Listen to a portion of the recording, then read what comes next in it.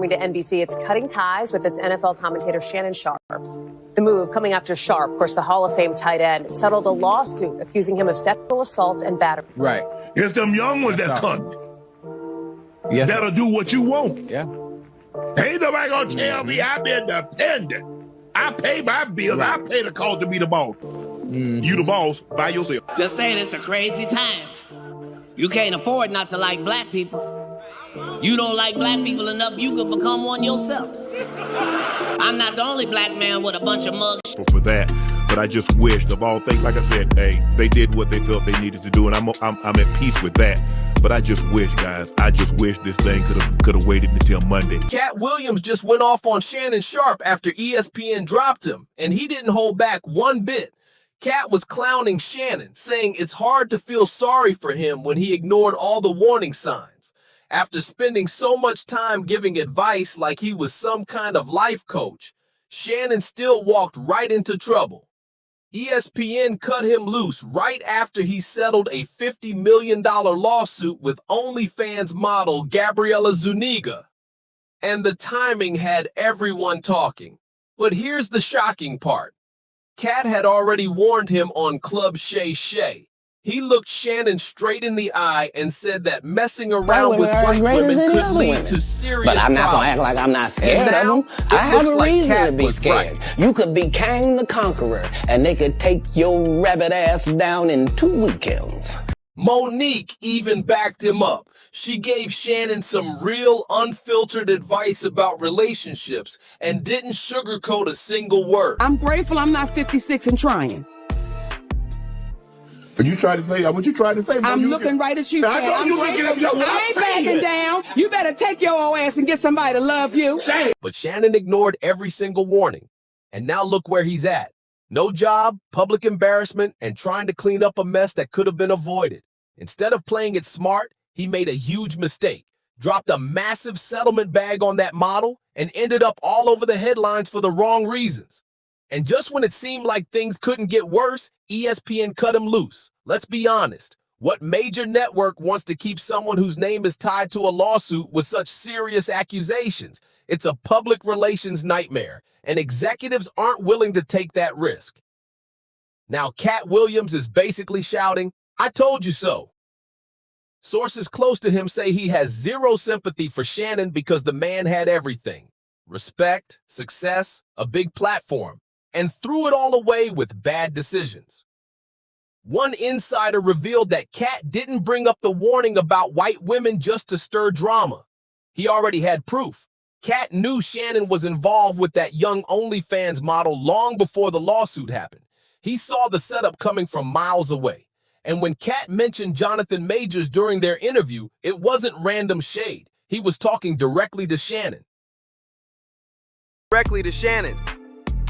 I didn't want to get with a white woman because I was scared she might have me running down the street like Jonathan Majors.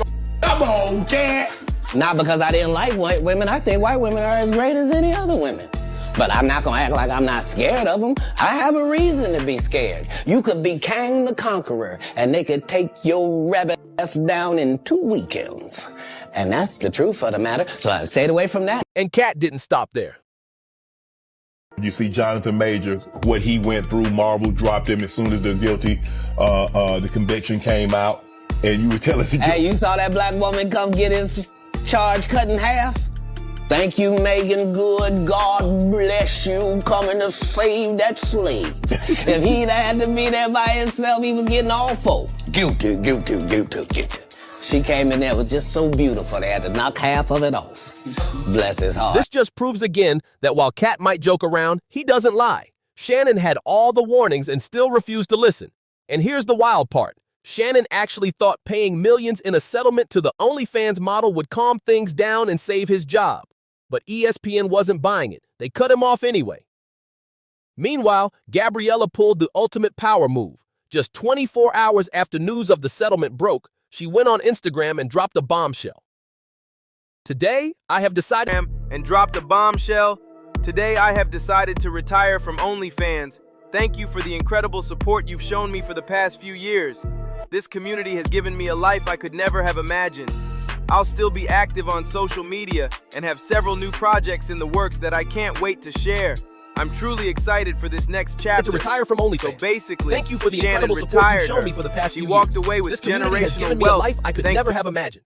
I'll still be active on social media and have several new projects in the works that I can't wait to share. I'm truly excited for this next chapter. In other words, Shannon basically retired her. She walked away with generational wealth because of one risky situation with a man in his 50s who should have known better. And the public isn't giving Shannon a break. Not at all. People are digging up old clips, including the one where he said he wouldn't spend more than $30,000 I on his gave my own daughter's daughter's wedding. budget. You got a budget. What number? I mean, I don't want to be in your business, but what number you said? 30,000. Okay. So you can have a wedding with 30,000? I don't know what you can have. I ain't the one getting married. Hey, y'all from the South, y'all know about that fried catfish and spaghetti plate. Hey, I know somebody hooked that thing right on up. What they charge by the plate? $10.50 a head. Spaghetti, fried catfish, a piece of cornbread, and a styrofoam cup of sweet tea. That's all you're getting. Later, Shannon opened up more about Sterling. He shared that his brother told him it was all good, that everybody makes mistakes. Gabriella was charging him $25,000 per cheek. That's right, $50K per visit.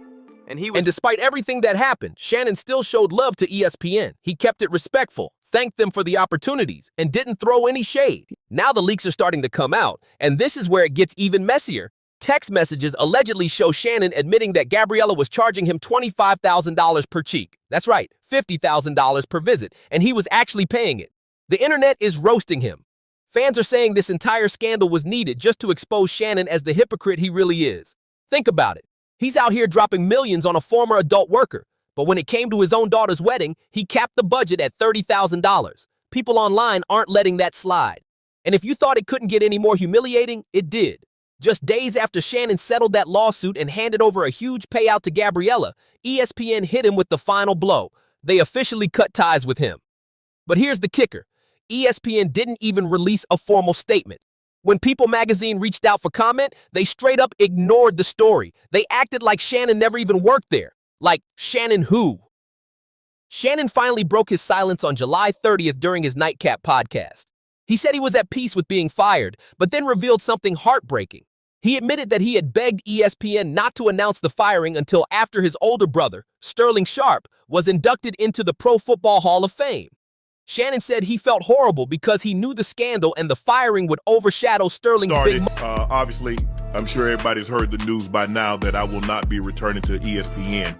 I found out this information a little earlier in the week, and really the only thing that I really ask is, like, guys, could we wait until Monday? My brother's going into the Pro Football Hall of Fame. I really want it to be about him, and I want it to be about my family. I know this coming out will overshadow everything that he's worked his entire life for. After that, Shannon opened up more about his brother, saying Sterling told him it was all good and that everybody slips up sometimes. He had his back, even with all the drama swirling around. And unfortunately, it didn't happen that way. And so, as I told him, as I profusely apologized to him earlier today, he said, bro, stop apologizing. You don't have to apologize. I'm your big bro. I'm going to love you regardless. We all make mistakes. And he says, bro, I love you. So I'm done with this. You're done with it too. Move on. And despite everything that happened, Shannon still showed love to ESPN. He kept it respectful, thanked them for the opportunities, and didn't throw any shade. I really enjoyed my time at ESPN. It gave me an opportunity to bring my audience that saw me really just grow.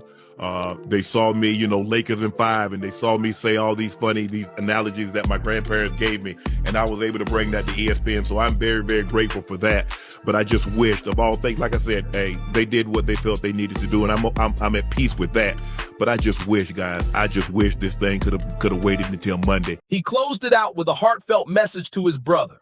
Shannon apologized for the chaos that stole the spotlight from Sterling's Hall of Fame moment. He told Sterling how much he loved him and reminded everyone that Sterling has always been his hero and biggest inspiration. It was a rare, emotional moment that showed Shannon's softer side in the middle of all this mess.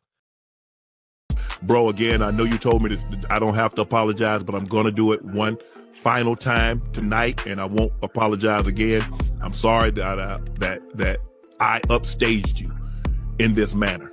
That was never my intent. You've been my hero. You've been my role model from as long as I can remember. And I apologize, and I thank all my fans for supporting me when I was at ESPN and every place that I've been. But here's what makes this story even wilder. Shannon was about to lock in a $100 million deal before the lawsuit ruined everything. Yes, you heard that right, $100 million. He was in serious talks to build a podcast empire that would cover all of his Shay Media projects, including Club Shay Shay, Nightcap with Chad Johnson, Club 520 Podcast, The Bubba Dub Show, and Humble Baddies. According to Front Office Sports, on April 18th, just 3 days before Gabriella filed her lawsuit, Shannon was expected to sign that massive deal. But now that entire bag is gone. Not only did he lose the $100 million contract, but he also got dropped by ESPN and was essentially blacklisted from anything under the Disney umbrella. That includes ESPN, ABC, Hulu, all of it. Doors slammed shut.